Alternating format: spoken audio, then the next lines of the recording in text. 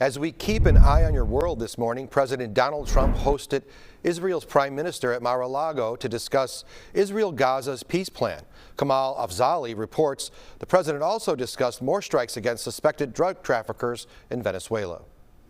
He can be very difficult on occasion, but you need a strong man. There was barely a sign of any private disagreements as President Trump and Israeli Prime Minister Benjamin Netanyahu stood publicly united at Mar-a-Lago in their first meeting since the fall. The president lobbed threats at Iran over Israel's fears that Tehran could be rebuilding its ballistic missile stockpile. If it's confirmed, look, they know the consequences. Consequences will be very powerful. The president threatened Hamas once again that if the group doesn't disarm, a key requirement to move his peace deal forward, they'll be held to pay for them, and we don't want that. Phase 1 also calls for Hamas to hand over the remaining Israeli hostages, alive or dead. But the body of Ran Gavili is still in Gaza. The leaders met with his family Monday. Meanwhile, Hamas says Israel is not upholding its end of Phase 1. Israel's lived up to the plan 100%. The ceasefire has mostly held, but both sides accuse the other of violations. Humanitarian groups still warn of limits on the flow of aid into Gaza. Also Monday, President Trump was asked about a strike on an alleged drug site inside Venezuela. It's a major explosion in the dock area where they load the boats up with drugs.